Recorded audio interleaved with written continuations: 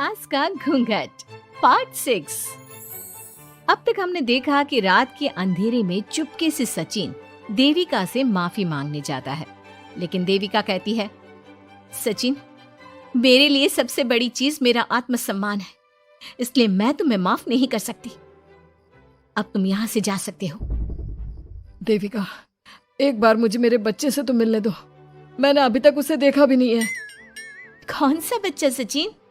वही बच्चा जिसे तुमने और तुम्हारे बाप ने अपने घर के अंदर तक नहीं घुसने दिया।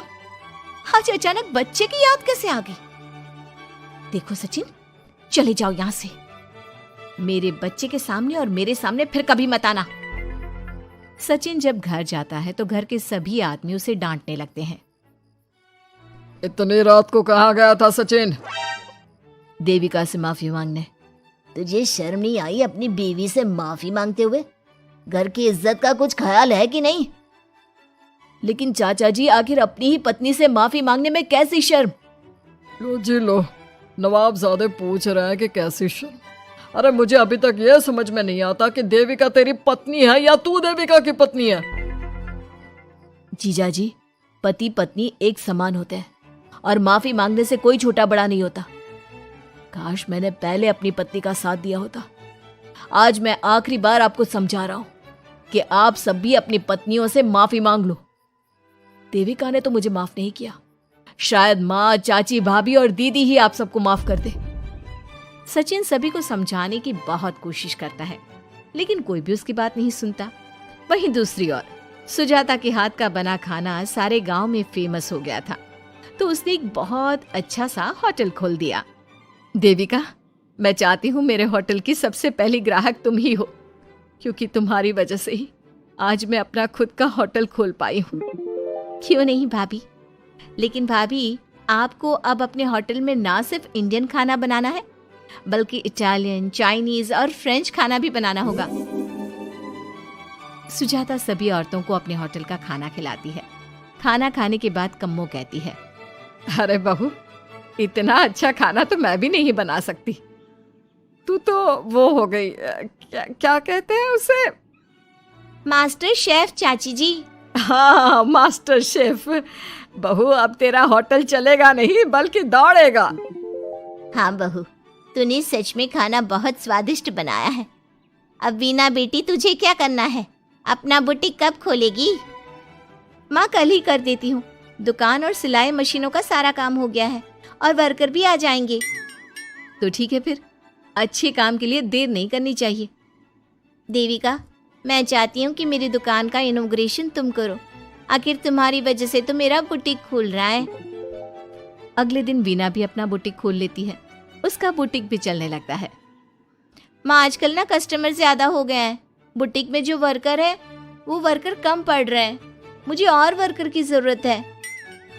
बेटी, गांव में तो तुझे कोई मिलने से रहा। अच्छे वर्कर तो शहर से ही मिलेंगे। हमें भी कुछ लोगों की जरूरत है जो हमारे बर्तन शहर ले जाकर बेच सके।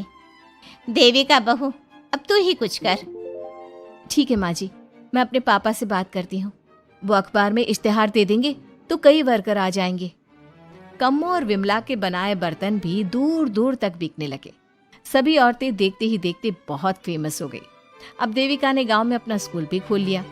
सभी गांव की लड़कियां स्कूल जाने लगी।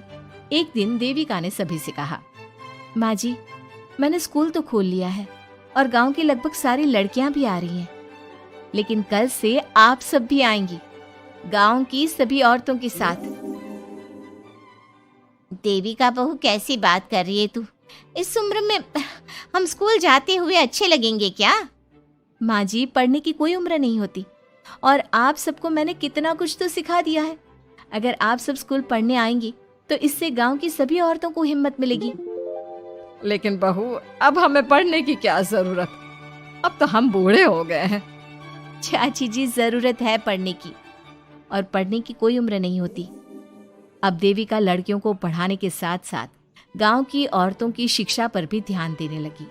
कुछ दिन में घर की सभी औरतों के बारे में राज्य के बड़े बड़े मंत्रियों को पता चला और वो सीधा उनके गांव उनसे मिलने पहुंचे।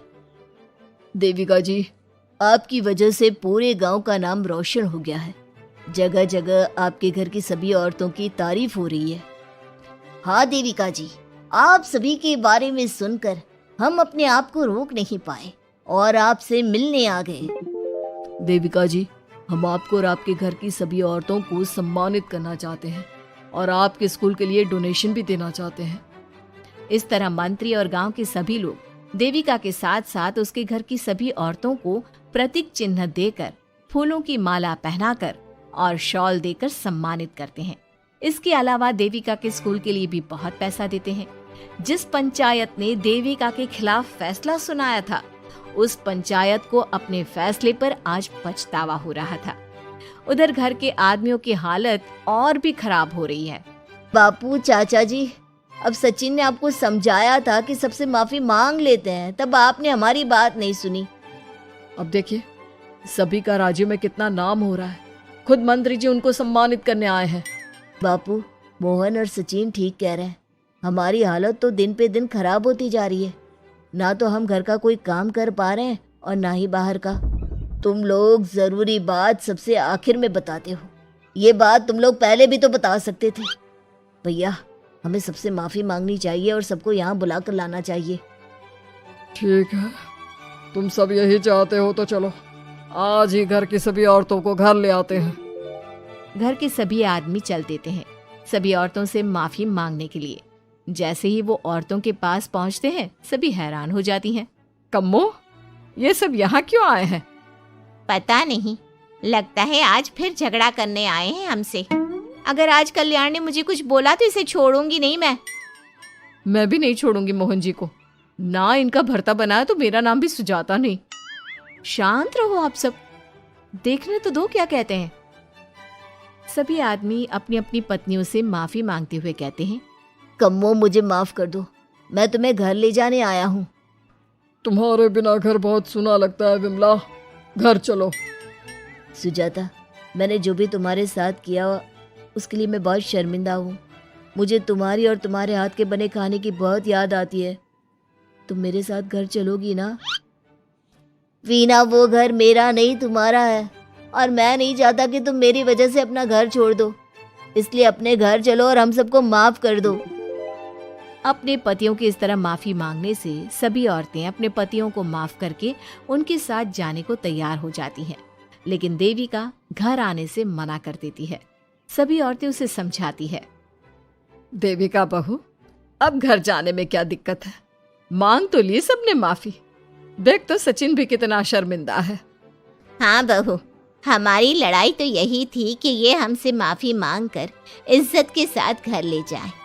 अब घर चलने से तेरी शादी बच सकती है।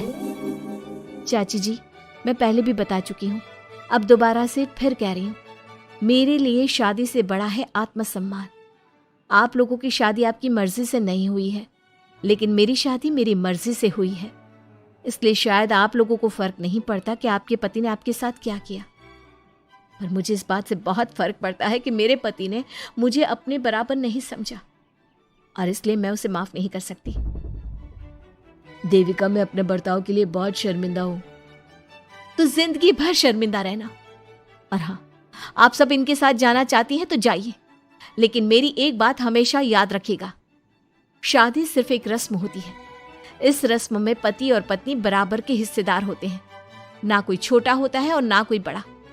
इसलिए यदि आपका पति आपको सम्मान दे तो बदले में उसे सम्मान दो, नहीं तो वो जैसा करे आप भी वैसा ही करो। देविका सचिन के साथ नहीं जाती है और अपने बेटे के साथ वहीं रहने का फैसला करती है। अब वो न सिर्फ अपने गांव बल्कि हर जगह जाकर महिला शिक्षा और उनके अधिकारों का प्रचार करती है।